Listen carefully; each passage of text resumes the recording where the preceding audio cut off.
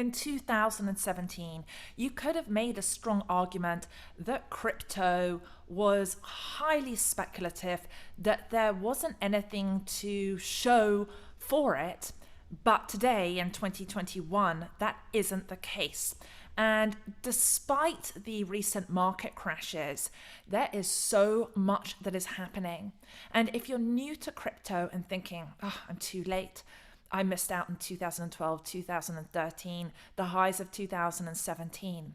I think really we are just getting started. And in this video, I'm going to share with you about Web3, that shift from Web 2 to Web 3, and from apps to decentralized apps. I'm Joanna Garzilli. This is Crypto Angel Network. Thank you for subscribing to the channel, lighting up that bell.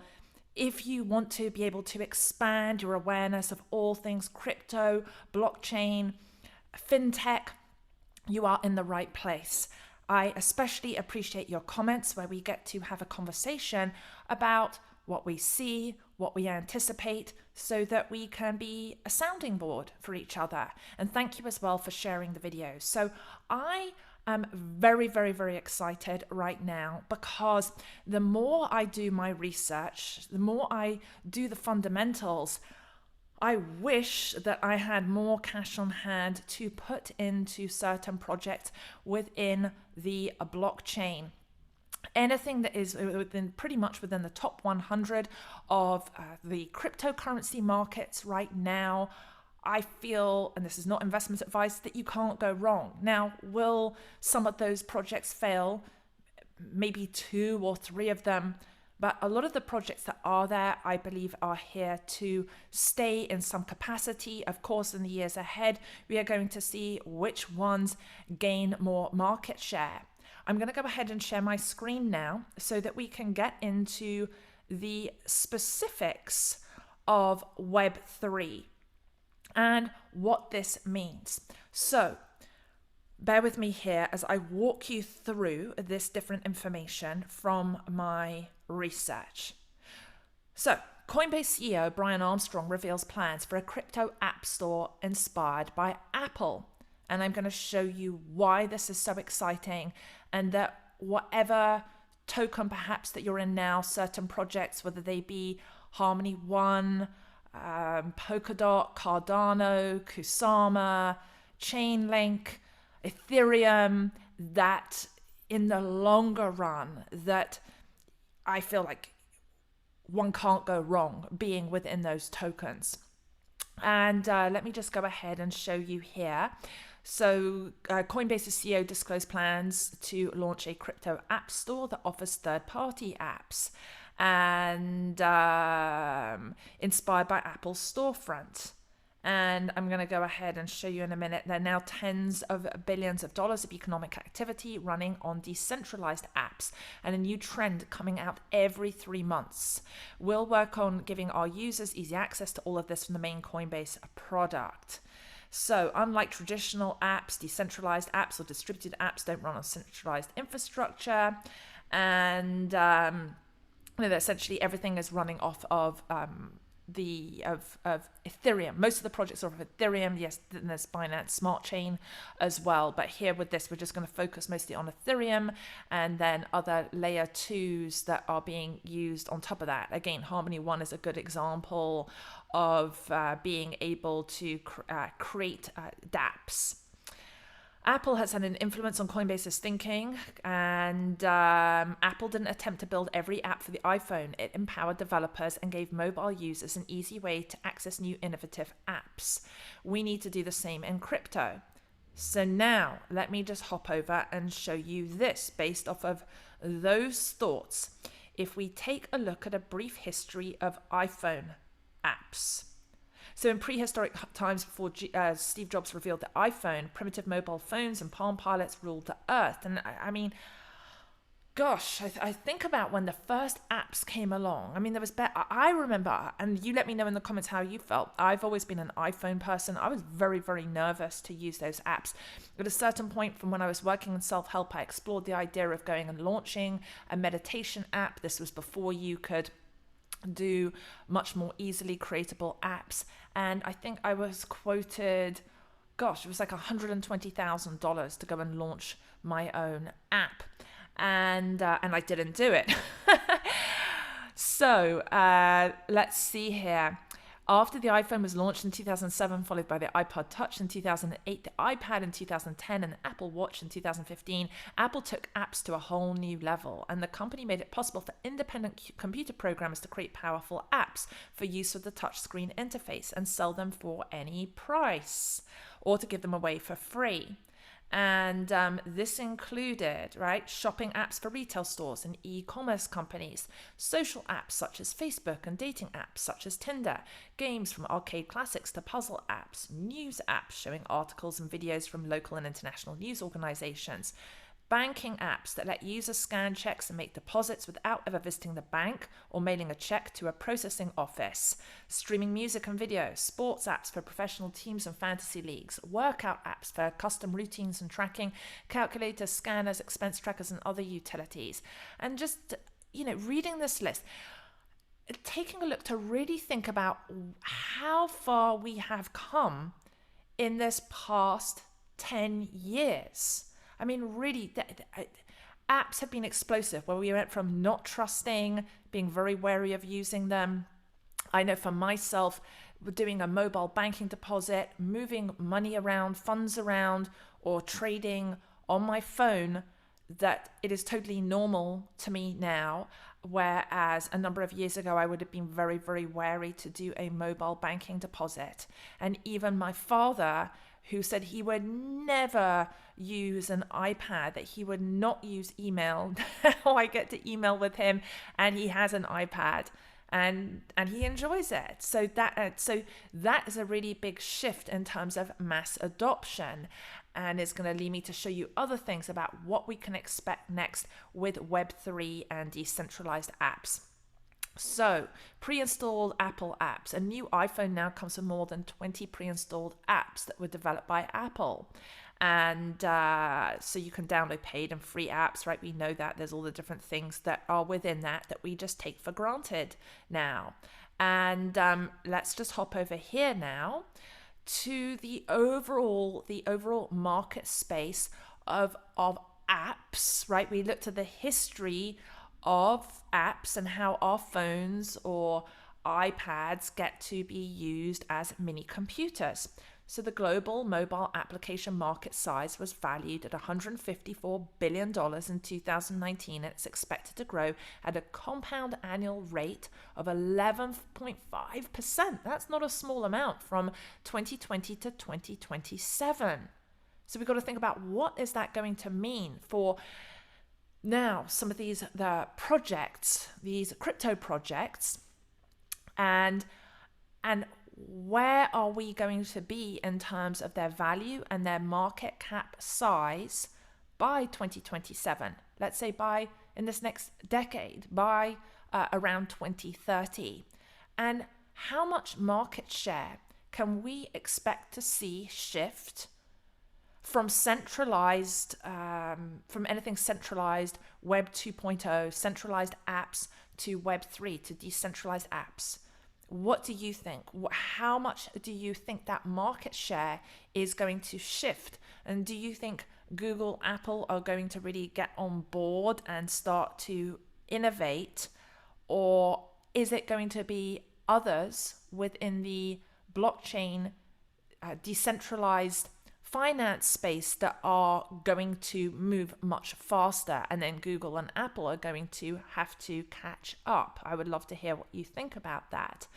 Let me then, other things that are important now in terms of mobile gaming has become so prolific, as well as augmented and virtual reality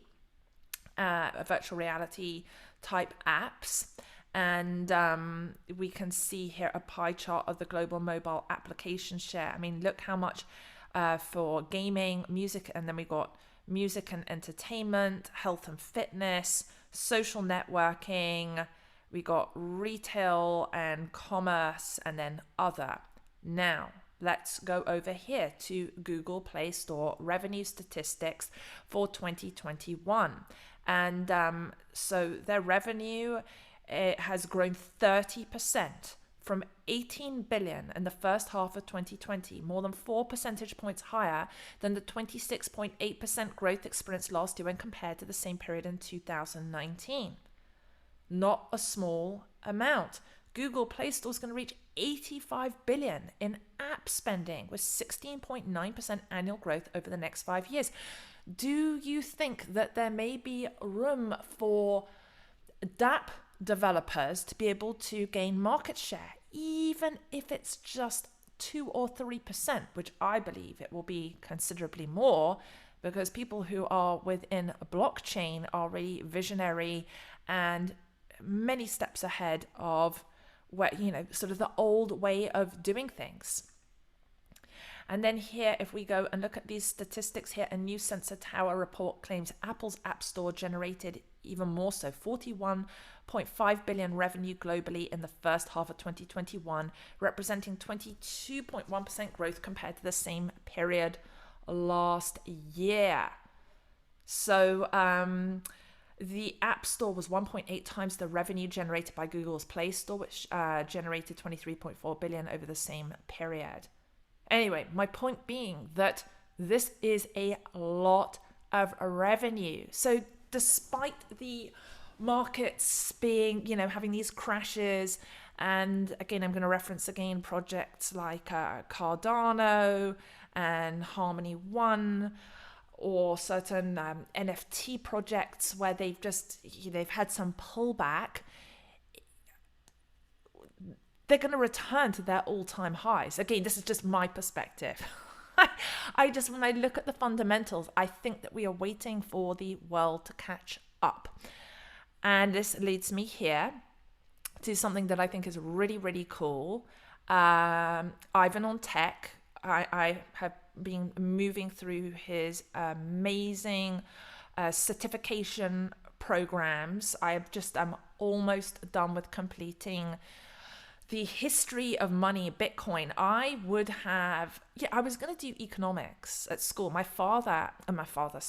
grandfather on my dad's side, Grandpa Louis, he originally had 7 brothers and sisters, came from a very poor family, originally from an immigrant from Poland, ended up in the East End of London, and he gained a scholarship to the London School of Economics. He was super, super smart. I thought I was going to take that track of doing economics, but I did not resonate with my teacher at school, and so I didn't do economics then. I did French and business, and then I dropped out of that and started going and working, and it has been a delight doing Ivan on Tech's Academy, and I'm loving studying economics right now and learning so much. So I guess my regret there of not having done that, I'm making up for lost time, and I encourage you to check out what Ivan is offering, because I think him and Philip, his co-founder, they're brilliant.